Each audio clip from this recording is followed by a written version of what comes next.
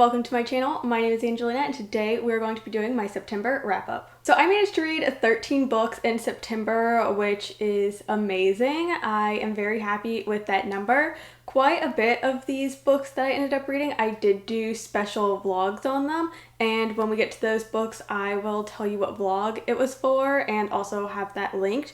But let's get into the books, and I'm going to be talking about them in the order that I read them. So the first book that I finished this month was Dragonfall by L.R. Lamb, and this is one I ended up giving 2 stars to, and it is one of the last books that I finished for my dragon reading vlog. So I won't be getting too much into this book because I talk about it all in that vlog, but overall this book just really didn't work for me. It is an adult romantasy kind of story, although I found the romantic aspect of it kind of lacking, and just overall a lot of this was just not it for me.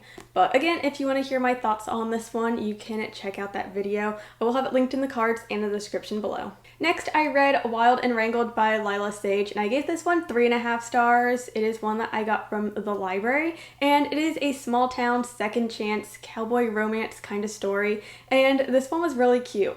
I'm honestly not sure which ones in the series I have already read because I've read them so out of order, but I do know that this one is the last one in the series, and it is following the characters I was the most intrigued by, and it's just because of their backstory of their history with each other, and that whole second chance romance aspect was just really intriguing to me. And yeah, I did really enjoy this book.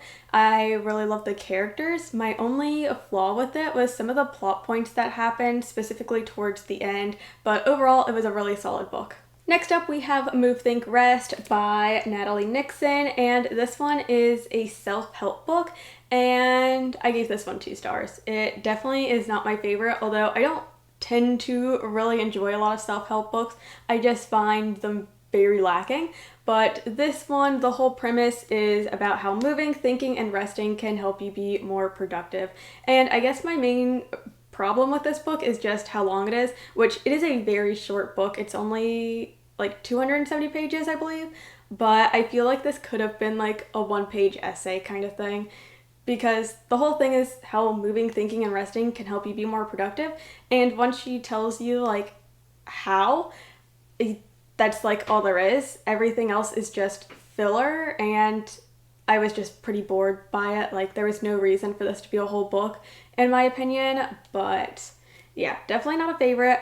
I can see like if you're looking for this kind of self-help book, or if you are a business who wants a book specifically like for the office or whatever, maybe this could like be good for you, because there are like a lot of exercises in here to do with the whole team, so that could be helpful. But just like reading this just for yourself and your own productivity, I just found it pretty lacking. Next up, I read the entire Housemaid trilogy by Frieda McFadden. Again, this was for a vlog. I read all 3 of these books in 3 days, so I will again have that vlog linked in the cards and down in the description. But these books, they're my mom's favorite. I did give them back to her, which is why I don't have them physically. And I can definitely understand why they are so popular and like why my mom loves them. However, they are not for me. I gave all 3 of these books 2 stars. Definitely not my favorite, although I am a hard sell on mystery thrillers anyway, so that's definitely like a personal thing. But yeah, I'm not going to say too much more about them because I have that whole vlog dedicated to this series, so I did read those. Moving on to my first 5-star of the month, and that is Nestlings by Nat Cassidy. This is another library book that I had borrowed, and it is a horror book. And it was so good. Guys, it was so good. I know I did like a whole post on Instagram raving about this book, but I am obsessed with this horror book. I constantly think about it since finishing it, but it is following a family. So it is a couple with their child who end up winning this housing lottery. So they get to go live in this very fancy apartment building that's sort of infamous, and creepy things start happening. We don't know if it's a haunted house kind of story or if it's like a creepy child kind of story. And it is just so good. The vibes of it, all of like the little plot twist, the ending, amazing. I absolutely loved it. I am obsessed and I cannot wait to read more by this author. After having that amazing 5-star read, I ended up reading A Wild Card by Elsie Silver, which I also gave 5 stars to, which is just absolutely amazing. And then I also read The Lovers by Rebekah Faubion, and I gave this one 2 stars. I read both of these in my 24-hour romance Frieda-thon vlog, so if you want to hear me talk about these a bit more, definitely go check out that vlog. Also in that vlog, I had started Ride With Me by Simone Soltani, and I did not finish this one in that vlog, so I will be talking a bit more about this one here.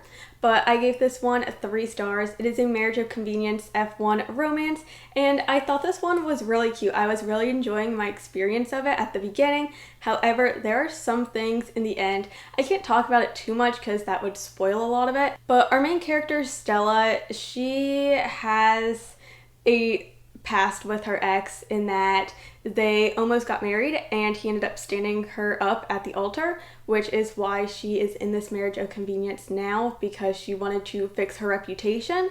But yeah, there's some like unsettled stuff she has with her ex because of all this, and some things happened at the end. I was not a fan of it. I thought it was really weird. I thought they should have communicated a bit more, her and the guy she ends up getting with, but they should have been communicating a bit more, and I just felt like the whole ending was very weird and rushed, and I wasn't a fan. But like the first half was really good, so yeah, this was like a solid 3-star read. And like I said at the beginning of this video, a lot of these books were read for project. So again, the next 2 are for an upcoming vlog, and that would be The House Across the Lake and The Last Time I Lied by Riley Sager. I am reading both of these for a vlog in which I read 5 Riley Sager books. So you guys have these 2. I gave The House Across the Lake 3.5 stars, and then The Last Time I Lied I gave 4 stars. And yes, I do know I still need to get this like terrible sticker off of the front, but yeah, I won't say too much about these. They are thrillers, and I'm actually very pleasantly surprised by how much I enjoyed these books.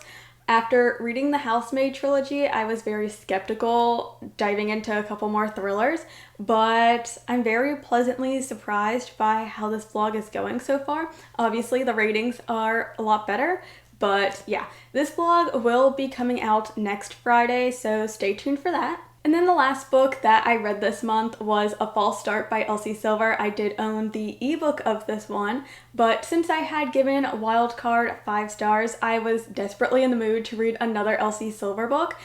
But this one didn't work for me as well. I ended up giving it 3 stars.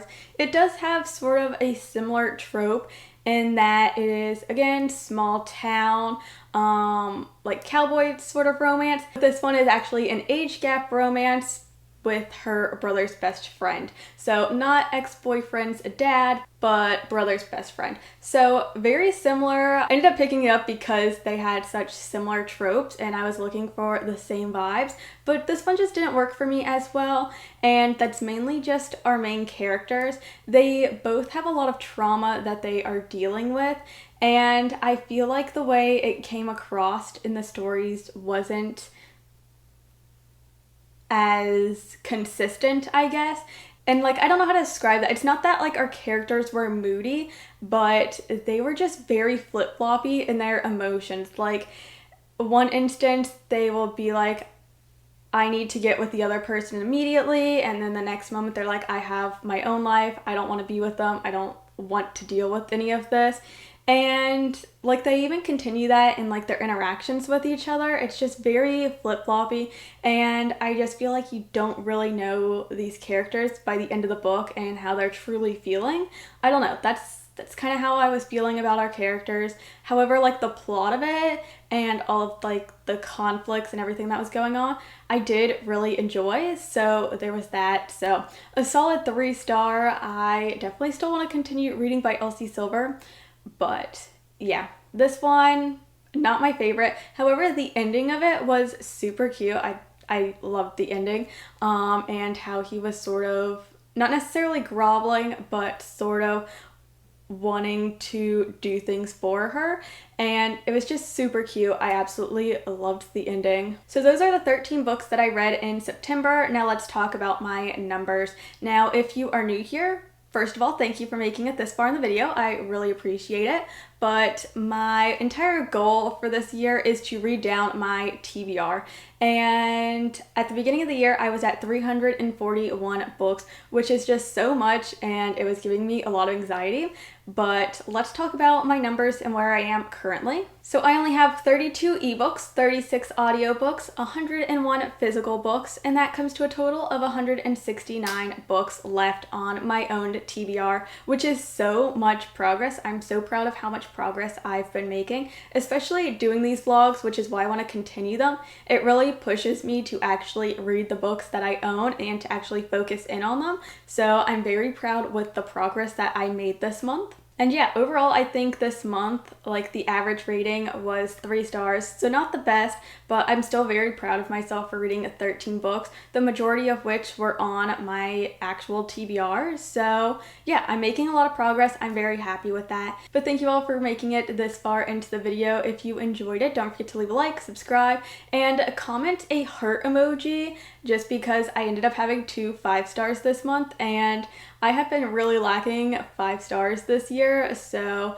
let's get some hearts in the comments for that. But thank you again so much for watching, and I will see you all in the next one. Bye!